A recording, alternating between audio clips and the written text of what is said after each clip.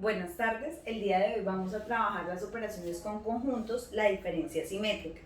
Si nos damos cuenta, utilizamos exactamente la misma operación de diferencia del video anterior, que era la diferencia entre conjuntos. En este caso, ¿qué va a suceder? Veamos qué es la diferencia simétrica. Cuando yo hablo de diferencia simétrica, su representación, ¿cómo va a ser? Va a ser A. Este es el símbolo, un triángulo, A diferencia simétrica B. En algunos casos lo encontramos hacia abajo el triángulo, lo encontramos de color negro, no importa, eso significa diferencia simétrica. Y es igual a el conjunto A menos B, es decir, la diferencia entre los dos, unido con la diferencia entre B menos A. ¿Por qué ocurre esto? Porque la diferencia no cumple la propiedad conmutativa, es decir, no es el mismo resultado A menos B que B menos A. Ya tenemos el ejercicio anterior, entonces vamos a complementarlo. Ya tenemos este, ¿cierto? Entonces ahora hagamos B menos A. ¿Qué es B menos A? En el primer caso, conjuntos disyuntos. ¿Cuáles son los elementos propios de B? Como son disyuntos, pues estos serán los elementos propios de B. Los mismos elementos del primer conjunto. Ahora, recordemos que cuando decimos A diferencia simétrica B es igual a ¿qué?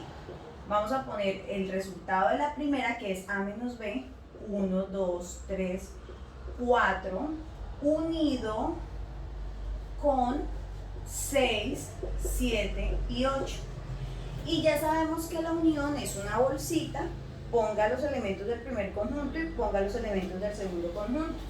Entonces sería 1, 2, 3, 4, 6, 7 y 8. Eso sería la diferencia simétrica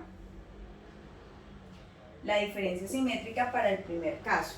Entonces aquí vamos a poner diferencia simétrica y vamos a rellenar, a colorear el resultado. Entonces 1, 2, 3, 4, 5, mírenlo acá, 4, perdón, y ahora 6, 7 y 8. ¿Listo? Este es el resultado de A diferencia simétrica B. Veamos el segundo. Segundo, si quieren, pasémosle aquí una línea para que no nos vayamos a confundir. En el caso del segundo, hicimos B menos A, es decir, los elementos propios de B, pero no hicimos A menos B. Entonces vamos a hacerlo. A menos B. A menos B son los elementos propios de A. Entonces ya sabemos que el 3 es el elemento en común. Los propios serían 1, 2 y 4. 1, 2 y 4. Entonces ya tenemos esos elementos. Este de acá recordemos que es la diferencia simétrica.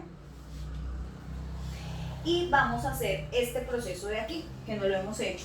Entonces, la diferencia simétrica, organicemos un poquito esto que acá se ve mal. Entonces pongámosle A diferencia simétrica B. Digamos, A diferencia simétrica B va a ser igual a el primer conjunto, 5,7 unido con 1,24. ¿Listo? Y la unión es, coja la bolsa y meta todos los elementos dentro de esa bolsa. Entonces sería en orden 1, 2, 4, 5 y 7. Ese sería el resultado. Vamos a señalarlo. 1, 2 y 4, mírenlo acá, que son los elementos propios de A, y 5 y 7 los elementos propios de B.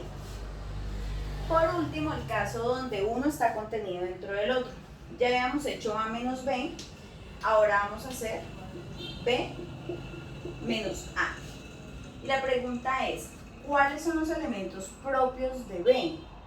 Si B está totalmente contenido dentro de A, pues no tiene elementos propios. Como no tiene elementos propios, pues el resultado es vacío. Vacío quiere decir que no tiene elementos. Entonces aquí hacemos A diferencia simétrica B y vamos a hacer el proceso. A diferencia simétrica B. que sería 1,4 unión vacío. Y acá pondríamos A diferencia simétrica B igual a la unión de esto. ¿Qué nos da la unión? Pues 1,4 porque el vacío es que no tiene elementos. Y vamos a señalar, en este caso, como el elemento que nos queda acá es vacío, entonces los elementos serían 1 y 4, y 1 y 4 ya lo teníamos señalado. Este sería el proceso para realizar la operación diferencia simétrica entre conjuntos. Muchísimas gracias.